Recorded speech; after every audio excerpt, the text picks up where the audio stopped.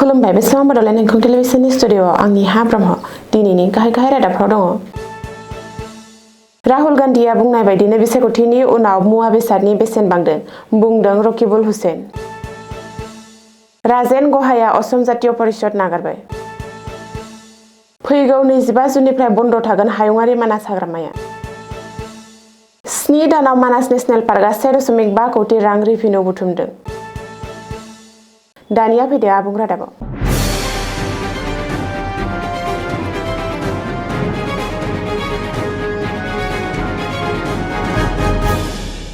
Petrol डिजेलजों लोगोसे मुवा बेसादनि बेसेन बांनायनि सायाव बिजाथाइ होदों कंग्रेस दैदेनगिरि आरो धुबुरीनि एमपि रकिबुल हुसेना। कंग्रेस दैदेनगिरि राहुल गान्धीआ मुवा बेसादनि बेसेन बांनायनि सायाव बिसायख'थिनि समाव भबिष्यबाणी एबा इयुननि रादाब होनाया दिनै सैथो जाबाय होननानै बुंदों रकिबुल हुसेना। रकिबुल हुसेना बुंदों दि आसाम बिधानसभा बिसायख'थिनि उनावनो मुवा बेसादनि बेसेन बांगोन होननानै राहुल गान्धीआ बुंदोंमोन आरो दिनै बेनो सैथो जानानै गासैबो मुवा बेसादनि बेसेना अख्रांनांगौ बांदों। बे समाव बाजाराव अर जोंब्लावदों, सरासनस्रा सुबुंफोरा न'निफ्राय बाहेरावनो ओंखारनो हाया। माखासे रायजोनि सोरखारा निजायै पेट्रल डिजेलनि बेसेनखौ खमायदों। आसामनि गिबि मन्थ्रियाबो पेट्रल डिजेलनि बेसेनखौ खमायनांगौ होननानै दाबि खालामदों रकिबुल हुसेना। असम जातीय परिषद सुंद'यै एजिपि नागारबाय हादरनि बारग' रेल मन्थ्रि आरो आसाम बिजेपिनि बारग' आफादगिरि राजेन गहाया। एजिपिनि आफादगिरि लुरिनज्योति गगैनो समबारखालि गांसे रिजाइगनेसन लिरहरनानै दोलोखौ नागारदों राजेन गहाया। दोलोआव थानाय गावनि गासैबो मासिफोरजों लोगोसे प्राइमारि मेम्बारशिपखौनो नागारनायनि बाथ्राखौ मख'दों राजेन गहाया। बबेखानि गावनि निजायारि जाहोननि थाखाय एजिपिखौ नागारनो गोनां जादों होननानै बुंदों राजेन गहाया।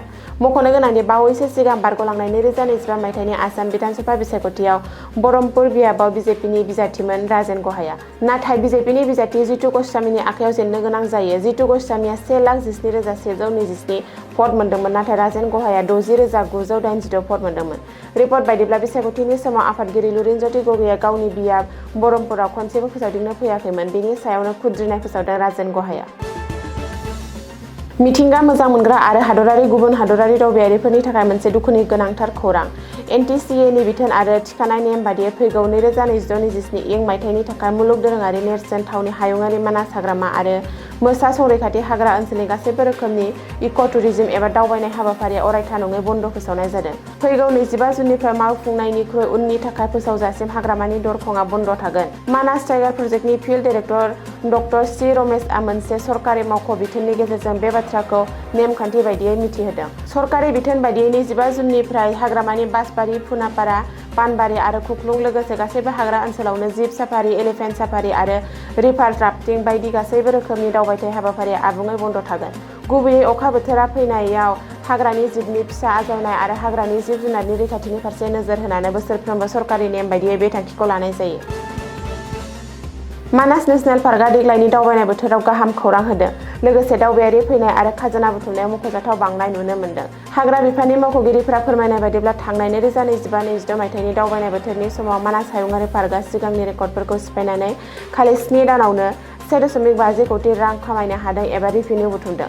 मानास हायुङारि हाग्रामानि बासबारि रेन्जनि रेन्जार प्रान्जल तालुकदारआ बुङो दि बे बोसोराव दावबायारिफोरनि अनजिमाया मख'जाथावै बांदों, जायनि थाखाय रेकर्ड आरजिनायाव बिहोमा होदों। रेन्जार प्रान्जल तालुकदारआ बुंबावदों दि थाद'नाय गैयै दावबायारि बांनाया मानासनि मिथिंगायारि समायना आरो हाग्रानि जिब जुनारफोरनि फारसे बांबोनाय गोसो जानायखौ दिन्थियो। देग्लायनि दावबाय बोसोराव जागायनायनिफ्राय दासिम मानासाव 61,000 सो हादरारि दावबायारिफोर आरो 1,600 गुबुन हादरारि दावबायारिफोरखौ बरायबाय आरो दावबायारिफोरनि फैनाया दासिमबो सोलिगासिनो दं।